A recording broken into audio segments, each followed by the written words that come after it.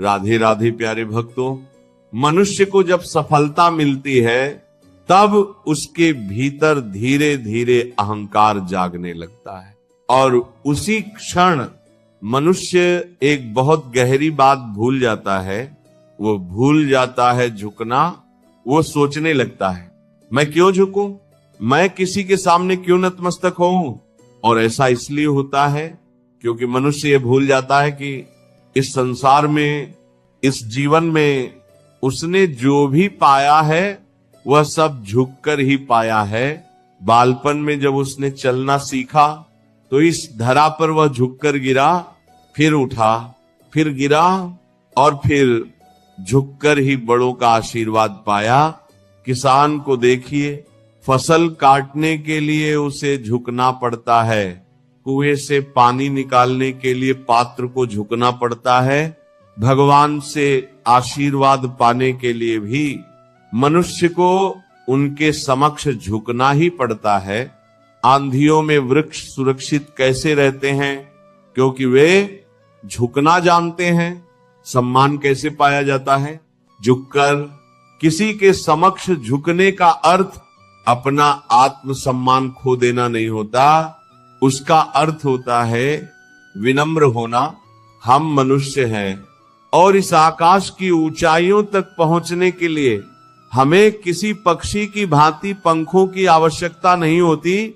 बस जितना झुकेंगे उतना ही ऊपर उठेंगे। आप इस संसार में ऐसे कई लोगों को जानते होंगे जिन्हें आप स्वार्थी मानते हैं, जो आवश्यकता पड़ने पर ही आपको स्मरण करते हैं, अन्यथा वर्षों तक कहीं दिखाई भी नहीं देते। लेकिन जैसे ही उन्हें आपकी सहायता चाहिए होती है, वे हाथ जोड़कर आपके सामने खड़े हो जाते हैं और तब मन में बड़ा क्रोध उठता है, मन खिन्न हो जाता है और भीतर से आवाज आती है, इस व्यक्ति की सहायता नहीं करनी चाहिए। लेकिन आप ऐसा कभी मत कीजिए। आप सोचेंगे मैं ऐसा क्यों कह रहा हूं? स्मरण रखिए, दीपक का स्मरण व्यक्ति तभी करता है जब अंधकार गहरा हो जाता है। उसे स्वार्थी मानकर खुद को व्याकुल मत कीजिए। खुद को दीपक मानकर आनंदित होइए। अपने आप को भाग्यवान समझिए कि किसी को आवश्यकता पड़ी और उसे आपकी याद आई। इसका अर्थ है आप इस संसार में किसी की सहायता करने योग्य हैं। किसी के स्वार्थी होने से अपना दृष्टिकोण मत बदलिए। बस ये दृष्टि रखिए, मनुष्य के सारे संबंधों का आधार अपेक्षा है। पति कैसा हो जो मेरा जीवन सुख सुविधा से भर दे, पत्नी कैसी हो जो सदैव मेरे प्रति समर्पित रहे, संतान कैसी हो जो मेरी सेवा करे, मेरा आदेश माने। किंतु इतनी प्रामाणिक इच्छाओं के बाद भी कोई भी मनुष्य किसी की सभी अपेक्षाओं को पूर्ण नहीं कर पाता और वहीं से जन्म लेता है संघर्ष और धीरे धीरे सारे संबंध संघर्ष में बदल जाते हैं। पर यदि मनुष्य अपेक्षा को संबंधों का आधार न बनाए और स्वीकार कर ले कि संबंध का आधार केवल स्वीकार्यता है, तो क्या यह जीवन स्वयं में सुख और शांति से नहीं भर जाएगा? स्वयं विचार कीजिए, क्या संबंधों ने आपको पूर्ण संतोष दिया है? हमारा जीवन संबंधों पर आधारित है, हमारी सुरक्षा संबंधों पर आधारित है और इसी कारण हमारे सुखों का आधार भी संबंध ही बन जाते हैं। जब जीवन में अन्याय होता है तो वह घटना मनुष्य के भीतर को झकझोर देती है और उसे लगता है कि पूरा संसार उसका शत्रु बन गया है। एक पात्र में यदि गंदगी मिल जाए तो उसे हिलाने से वह साफ नहीं होता। यदि उसे कुछ समय के लिए शांत छोड़ दिया जाए तो मैल स्वयं नीचे बैठ जाता है। उसी प्रकार जब जीवन में समस्या हो, जब जीवन में अशांति हो, तो अधिक हलचल, अधीरता और संतोष खो देना समाधान नहीं देता। शांत रहकर धैर्य से विचार कीजिए, समाधान स्वयं प्रकट हो जाएगा। स्मरण रखिए, धीरज और संतोष के साथ शांति से किया गया विचार किसी भी बड़ी समस्या का हल निकाल लाता है, क्योंकि अशांति का एकमात्र समाधान शांति ही है। मनुष्य जब दुखी होता है तो वह सबसे पहले क्या करता है? वह प्रश्न करता है, मेरे साथ ही ऐसा क्यों? लेकिन उसने कभी यह नहीं पूछा, मेरे भीतर ऐसा क्या है जो मुझे बार बार उसी पीड़ा की ओर खींच लाता है। जीवन में दुख हमारे पास बिना बुलाए नहीं आते, वे हमारे स्वभाव, हमारी आदतों और हमारी सोच के रास्ते ही प्रवेश करते हैं। जिस दिन मनुष्य यह समझ लेता है कि समस्या बाहर नहीं, समस्या भीतर है, उसी दिन उसके जीवन की दिशा बदलने लगती है। क्रोध को ही देख लीजिए, क्रोध कभी अकेले नहीं आता, वो अपने साथ पछतावा लाता है, गलत निर्णय लाता है और संबंधों में दरार लाता है। और जब क्रोध शांत होता है तब मनुष्य सोचता है, काश उस समय मैं चुप रह गया होता, काश मैंने थोड़ा ठहर कर उत्तर दिया होता। लेकिन जीवन काश पर नहीं चलता, वो तो केवल सीख पर चलता है। बुद्ध कहते थे, क्रोध को क्रोध से नहीं शांति से जीता जाता है। और यह वाक्य सुनने में जितना सरल है, पालन करने में उतना ही कठिन। जब कोई आपको अपमानित करता है तो वह केवल शब्द नहीं फेंकता, वह आपके भीतर छुपे अहंकार को चुनौती देता है। और यदि अहंकार भीतर मौजूद है तो चोट अवश्य लगेगी, लेकिन यदि भीतर अहंकार ही न हो तो शब्द केवल शब्द रह जाते हैं। आपने देखा होगा, समुद्र में बहती नाव जब लहरें टकराती हैं तो नाव हिलती है, पर समुद्र स्थिर रहता है। महान व्यक्ति समुद्र की तरह होते हैं, लहरें आती हैं, अपशब्द आते हैं, आलोचना आती है, पर भीतर शांति बनी रहती है।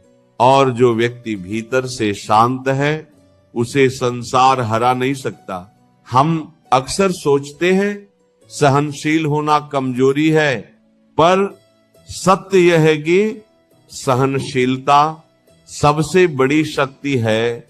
जिसने सहना सीख लिया उसने जीवन को समझ लिया। जब कोई आपका अहित करे तो तुरंत प्रतिकार मत कीजिए, कुछ समय रुकिए, क्योंकि समय वो उत्तर देता है जो क्रोध कभी नहीं दे सकता। आपने अनुभव किया होगा, कुछ लोग वर्षों बाद पछताते हैं और कुछ लोग उसी क्षण टूट जाते हैं। इसलिए बुद्ध कहते थे, किसी को दंड देने की जल्दी मत करो। प्रकृति सबसे न्यायप्रिय न्यायाधीश है। मनुष्य का सबसे बड़ा शत्रु कोई और नहीं, उसकी अधीरता है। जो व्यक्ति धैर्य खो देता है वो अपने ही हाथों अपने भविष्य को नुकसान पहुंचाता है, और जो धैर्य रखता है वह बिना युद्ध के जीवन जीत लेता है। मनुष्य बोलकर जितना बिगाड़ता है, मौन रखकर उतना ही संवार सकता है। पर मौन का अर्थ डरकर चुप हो जाना नहीं होता। मौन का अर्थ होता है भीतर इतना स्थिर होना कि बाहर की हलचल आपको हिला ना सके। बुद्ध जब मौन रहते थे तो वह मौन उत्तर होता था, उपदेश होता था, और कभी कभी चेतावनी भी। कई बार जीवन में आप सही होते हैं पर फिर भी हार जाते हैं, क्योंकि आपने सही समय पर मौन नहीं चुना। सत्य को कहने से पहले ये देखना आवश्यक है कि सामने वाला सत्य सुनने की अवस्था में है भी या नहीं। यदि मन बंद है तो सत्य भी उसे चोट ही पहुंचाएगा। इसलिए बुद्ध कहते थे, हर सत्य हर समय हर व्यक्ति के लिए नहीं होता। हम अक्सर ये भूल जाते हैं कि हर युद्ध तलवार से नहीं जीता जाता, कुछ युद्ध मौन से जीते जाते हैं। जब कोई व्यक्ति आपको नीचा दिखाने का प्रयास करे तो तुरंत अपनी सफाई देने मत दौड़िए, क्योंकि सफाई उसी को दी जाती है जिसका मत आपके लिए महत्वपूर्ण हो। और जो व्यक्ति आपको समझना ही नहीं चाहता, उसे समझाना अपनी ऊर्जा को व्यर्थ करना है। ऊर्जा बहुत मूल्यवान है, जो इसे जहां तहां खर्च कर देता है वह जीवन के आवश्यक युद्धों में खाली हाथ रह जाता है। इसलिए बुद्ध कहते थे, अपने शब्दों को बचाकर रखो, उन्हें वहां खर्च करो जहां वे बीज बन सके। पत्थर पर बोले गए शब्द प्रतिध्वनि तो देते हैं, पर फल नहीं। आपने अनुभव किया होगा, कुछ लोग केवल इसलिए क्रोधित होते हैं क्योंकि वे भीतर से असुरक्षित होते हैं। उनका क्रोध उनकी कमजोरी को ढकने का प्रयास होता है, और यदि आप उनके क्रोध पर अपने क्रोध से प्रतिक्रिया देते हैं तो आप उनकी कमजोरी का हिस्सा बन जाते हैं। पर यदि आप शांत रहते हैं तो उनका क्रोध आपके पास आकर अपने आप थक जाता है। शांति की यही शक्ति है। जिस व्यक्ति के पास शांति है वो बिना आवाज किए दुनिया को प्रभावित करता है, और जो व्यक्ति हर समय स्वयं को सिद्ध करने में लगा रहता है वह भीतर से कहीं ना कहीं खाली होता है। पूर्णता शोर नहीं करती, वह बस होती है दुख की जड़। घटनाएं नहीं होती, दुख की जड़ होती है। अपेक्षा, आपने देखा होगा, हम सबसे ज्यादा उसी से टूटते हैं जिससे हमने सबसे ज्यादा उम्मीद की होती है। जहां उम्मीद नहीं होती वहां शिकायत भी नहीं होती। बुद्ध कहते हैं, अपेक्षा एक ऐसा बोझ है जो सामने वाला नहीं, आप खुद अपने कंधों पर रखते हैं, और फिर उसी बोझ के नीचे दबकर आप ये कहते हैं कि दूसरों ने आपको तोड़ दिया, जबकि सच ये है कि आपने उन्हें ये अधिकार दे दिया था कि वे आपकी शांति को नियंत्रित करें। जिस दिन आप ये समझ लेते हैं कि कोई भी व्यक्ति आपके सुख का ठेकेदार नहीं है, उसी दिन मन हल्का होने लगता है। स्वीकार का अर्थ यह नहीं होता कि आप गलत को सही मान लें। स्वीकार का अर्थ होता है जो है उसे देख पाना बिना प्रतिरोध के। प्रतिरोध थकाता है, स्वीकार मुक्त करता है। जब कोई आपको छोड़कर चला जाता है तो पीड़ा इसलिए नहीं होती कि वो चला गया, पीड़ा इसलिए होती है कि आप अब भी उसे थामे हुए हैं। याद रखिए, जो चला गया वो पहले ही छूट चुका है, बस आपकी पकड़ अब भी बनी हुई है, और पकड़ हमेशा दर्द देती है। इसलिए बुद्ध कहते हैं, छोड़ना सीखो, क्योंकि जो छूटता है वो आपको कमजोर नहीं करता, वो आपको हल्का करता है। हल्का मन तेज चलता है और दूर तक जाता है। जब आप अपेक्षाओं से मुक्त होते हैं तो आप लोगों को जैसा वे हैं वैसा देखने लगते हैं, न आदर्श बनाकर, न राक्षस बनाकर, बस मानव बनाकर। और यही दृष्टि करुणा को जन्म देती है। करुणा कमजोरी नहीं है, करुणा आंतरिक शक्ति का प्रमाण है। जिस व्यक्ति के भीतर करुणा है उसे किसी को नीचा दिखाने की जरूरत नहीं पड़ती, क्योंकि वह स्वयं से युद्ध नहीं कर रहा होता। जिस दिन आप स्वयं से लड़ना छोड़ देते हैं उसी दिन बाहरी संघर्ष आपको छोटा लगने लगता है। जीवन तब सरल नहीं होता, पर आप सक्षम हो जाते हैं। और सक्षम व्यक्ति हर परिस्थिति में अपना संतुलन ढूंढ लेता है। अभी बात पूरी नहीं हुई है, अभी तो समझ का अगला द्वार खुलना बाकी है। बुद्ध यही स्मरण कराते हैं कि जीवन का उद्देश्य किसी को जीतना नहीं है, जीवन का उद्देश्य है खुद को समझ लेना।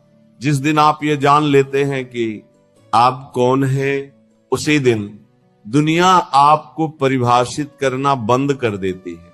लोग आएंगे, लोग जाएंगे, कुछ आपको सराहेंगे, कुछ आपको नजरअंदाज करेंगे, पर यदि आपका केंद्र आपके भीतर स्थिर है तो यह सब बस दृश्य बनकर रह जाएगा।